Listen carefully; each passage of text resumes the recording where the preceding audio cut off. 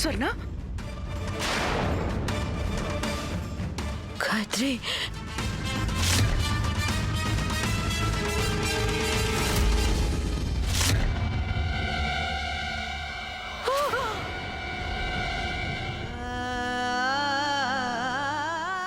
స్వర్ణ స్వర్ణ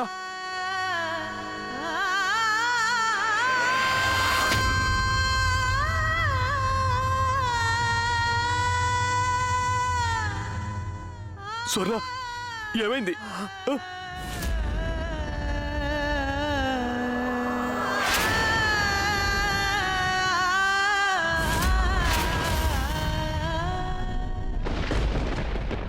స్వర్ణ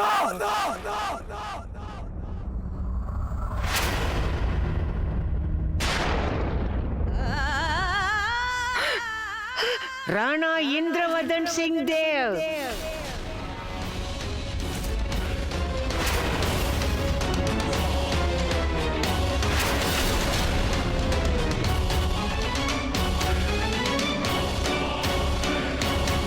మీరు మమ్మల్ని దండించాలనుకున్నారు కదా రాణా గారు. అయితే చూడండి, మేం మళ్ళీ మీ ముందుకొచ్చి నిల్చున్నాం. దమ్ముంటే మమ్మల్ని దండించండి. కానీ దానికంటే ముందు ఇలా చూడండి, మేం మిమ్మల్ని దండించేందుకు మా వెంట ఎవరిని తీసుకొచ్చాము.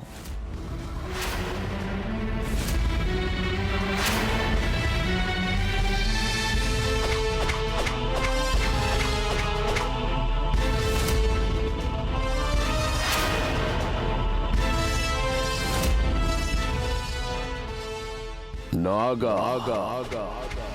మహానాగా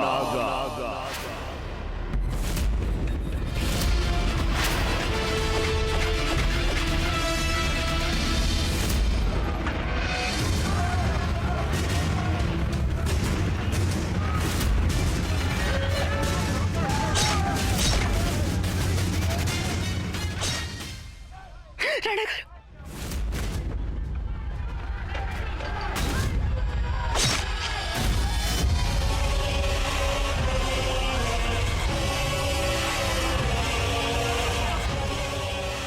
నువ్వు నా స్వర్ణను చంపేశావు. నేను వదిలిపెట్టను.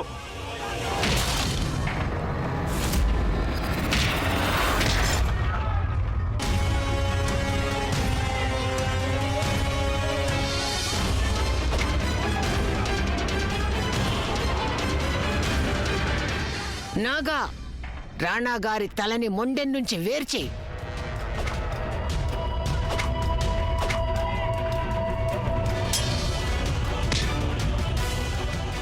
రాణా గారు రాణా గారు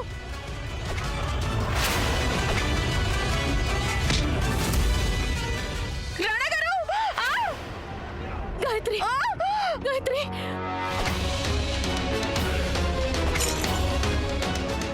గాయత్రి అయ్యో పెద్ద కోడలు గారు.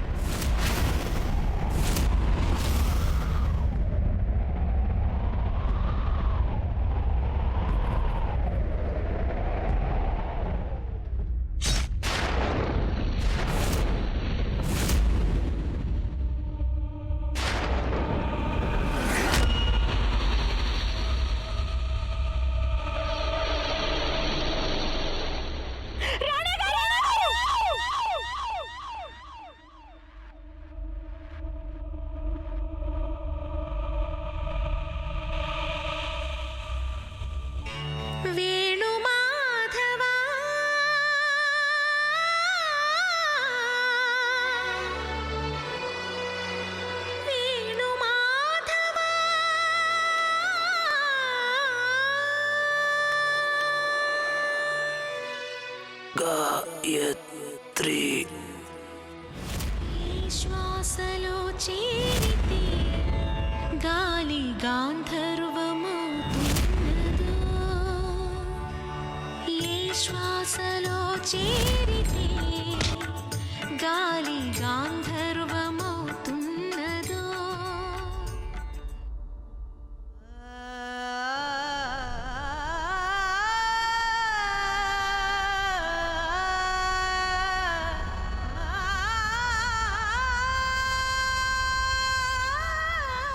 రణగారు రణగారు రణగారు లేవండి రణగారు లేవండి రణగారు లేవండి లేవండి రణగారు లేవండి లేవండి రణగారు లేవండి దాన్ని కూడా దాని మొగుడు దగ్గరికి పంపించేయి. లేవండి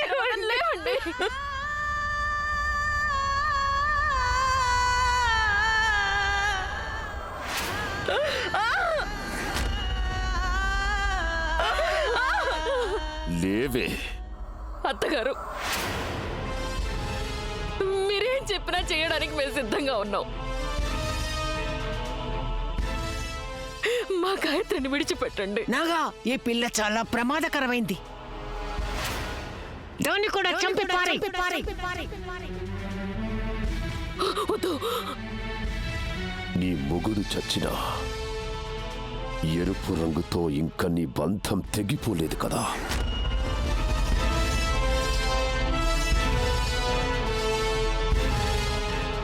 చెప్పింది వినబడలేదా? సమయం వృధా చేయకు.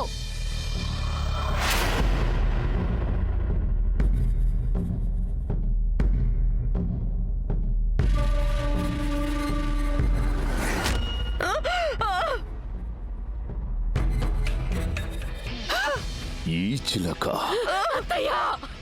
ఈ చిలక ఈ పులిని వేటాడుతుందా? ఆ?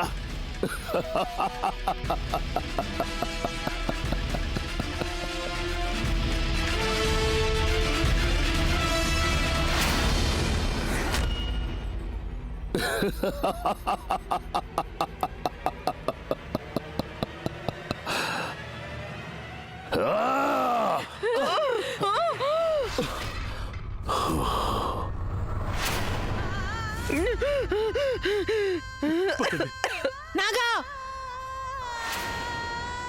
రణగారు తీసుకెళ్ళిపోదు. రణగారు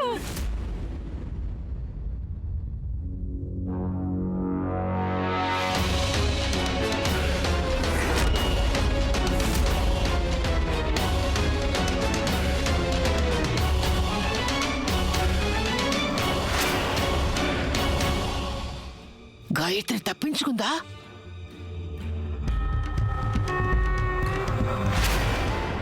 రాజమాత, మీరు అసలు తల్లేనా? మీరు మీ కన్న కొడుకుని ఆ భయంకరమైన మనుషుల మధ్య విడిచిపెట్టొచ్చారు. మీరు వదులుకోగలరేమో, కానీ నేను వదులుకోలేను. నాకు రణగారికి ఉన్న బంధం తెగిపోయేది కాదు. నేను తిరిగి అక్కడికి వెళ్ళాలి. ఒక్కసారి అక్కడికి వెళ్తే నా ప్రాణం పోయినా సరే దాన్ని కూడా నేను లెక్క చేయను. వదులు నన్ను, వదులు నన్ను, వదులు.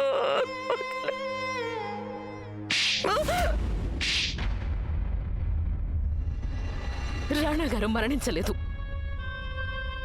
ఆయన ప్రాణత్యాగం చేశారు. మీ ప్రాణాల్ని కాపాడే ప్రయత్నంలో ఆయన వారి ప్రాణాలను ఆహుతి చేశారు.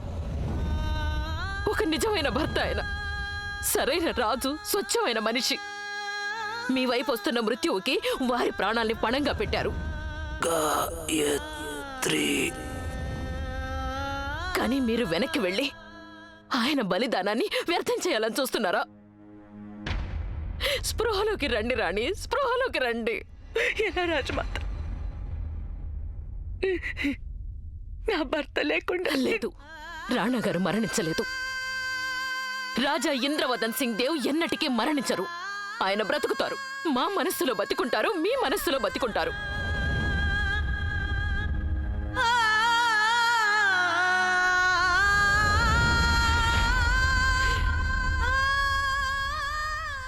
మీలో ఆయన ప్రతిరూపం పెరుగుతోంది.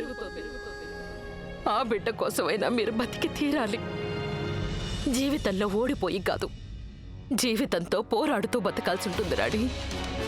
మీరు ఒప్పుకున్నా ఒప్పుకోకపోయినా మాకు మాత్రం అతి త్వరలోనే మేము తండ్రి కాబోతామని గట్టిగా అనిపిస్తోంది.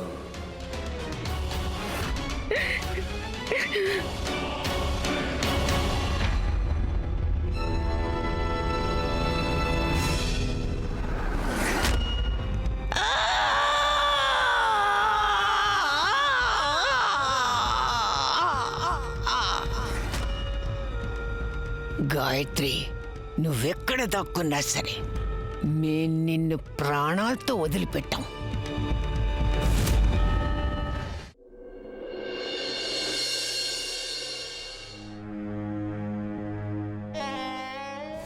ఇలా చూడండి, మేము మీ దగ్గర లేని సమయాల్లో మా ఈ గుర్తు మీ దగ్గరే ఉంటుంది.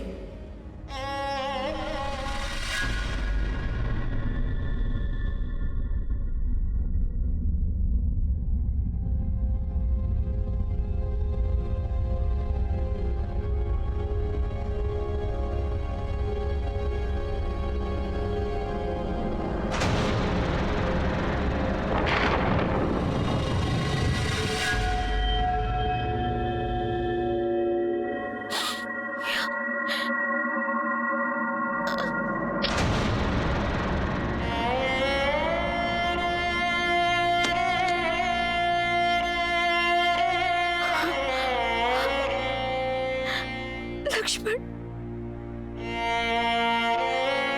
గాయత్రి, లక్ష్మణ్.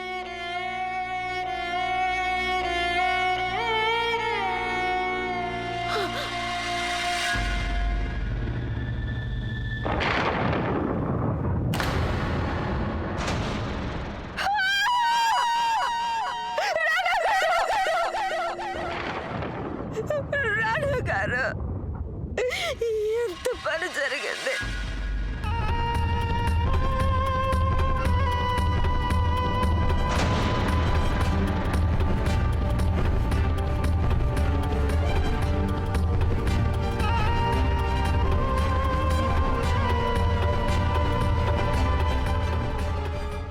వద్దు.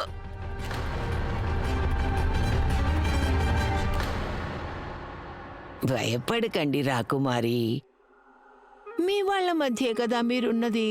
ఎందుకు భయపడుతున్నారు? ఉం?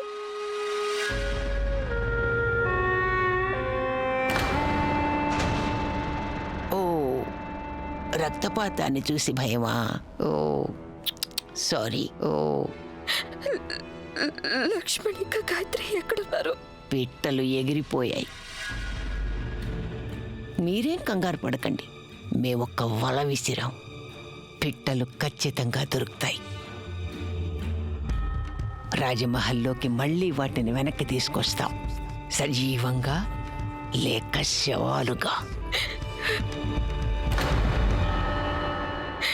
లక్ష్మణ్ మా భర్త, మమ్మల్ని ఆయన దగ్గరికి వెళ్ళనివ్వండి, లేదంటే మమ్మల్ని కూడా ఇక్కడ చంపేయండి. వద్దు, వద్దు, వద్దు, వద్దు. ఇంకోసారి చచ్చిపోతానని మాట వరసకు కూడా అనద్దు. నువ్వు బతికుండక తప్పదు, ఎందుకంటే నీ కడుపులో మా వారసుడున్నాడు. అర్థమైందా? చిన్నరాణి వారు తనని కారాగారంలో బంధించండి. లోకానికి ఇది చచ్చినట్టు లెక్క, కానీ మేము దీన్ని మా వారసుడి కోసం ప్రాణాలతో ఉంచుతాం.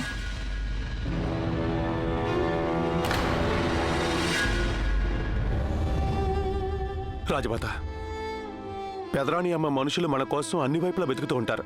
మనం ఇలా ఒకే చోట కూర్చుని ఉండిపోకూడదు. చూడండి, నాకు తెలుసు రాణి గాయత్రి నడిచే పరిస్థితుల్లో లేరు. కానీ రాజమాత, మనం వెళ్ళక తప్పదు. మనం సాధ్యమైనంత త్వరగా ఆమీర్కోట్ సరిహద్దులను దాటాల్సి ఉంటుంది. నువ్వు చెప్పింది నిజమే లక్ష్మణ్.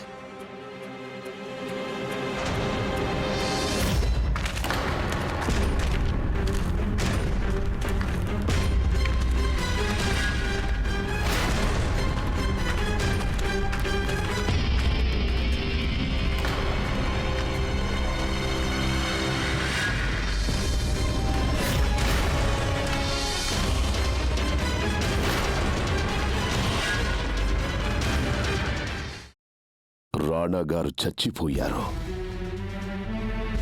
ఆయనతో పాటు ఆయన నమ్మిన కుక్కలు కూడా చచ్చిపోయాయి. కుక్కలు.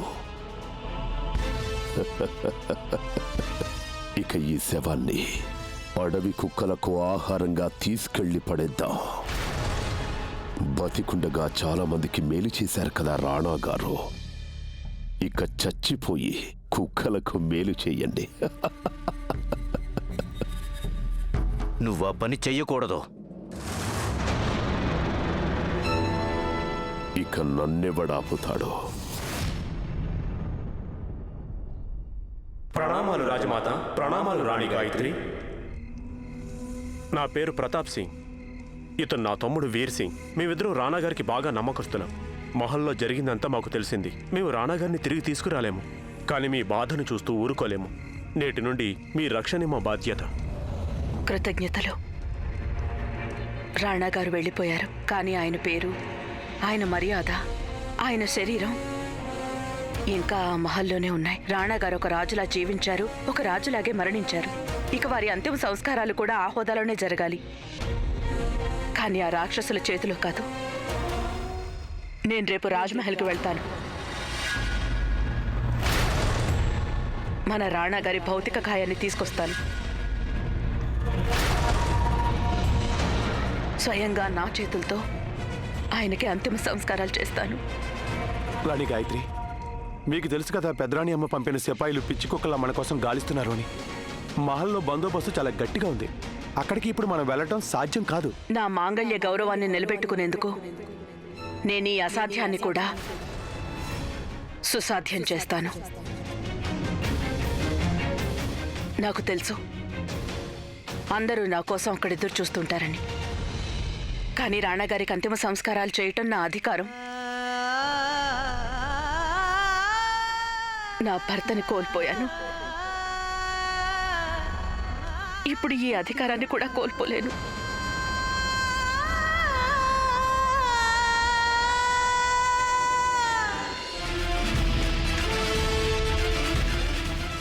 నాగా, చిన్నరాజా వారు చెప్పింది నిజమే.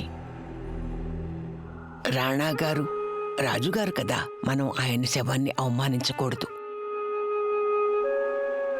రాణా గారి అంతిమ సంస్కారం పూర్తి రాజలాంఛనాలతో జరిపించాలి.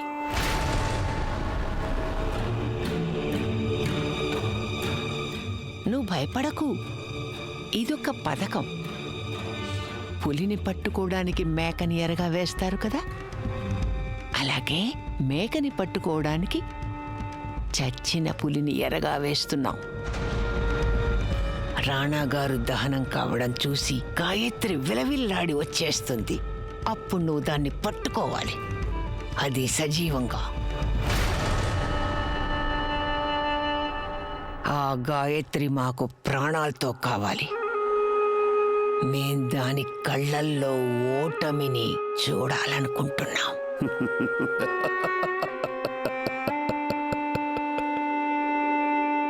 ఆమీర్ కోట్లో చాటింపు వేయించండి. రేపు ఉదయం 7 గంటలకి రాణా ఇంద్రవదన్ సింగ్ దేవ్కి అంతిమ సంస్కారం జరుగుతుంది.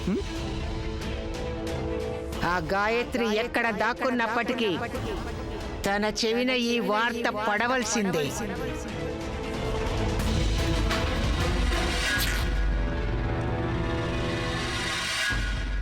ఇది రాణా గారి రక్తం.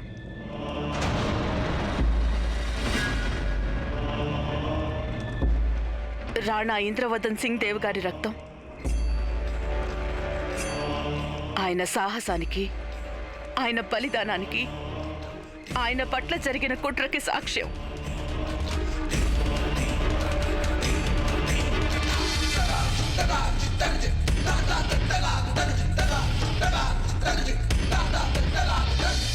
ఇక ధైర్యం ఉన్నవాళ్లే బ్రతకాలి. భయపడి బ్రతికే సమయం అంతం అయ్యింది. ఇక చావటము లేక చంపటము. ఎవరు నాకు తోడుగా వచ్చినా రాకున్నా నేను రాణి గాయత్రీదేవి నా స్వర్గస్థులైన భర్త మీద ప్రమాణం చేసి చెప్తున్నాను. నేను నా భర్త శవాన్ని తీసుకురావాలి, లేదా ఆ ప్రయత్నం చేస్తూ చేస్తూ నా ప్రాణాలను అర్పించాలి.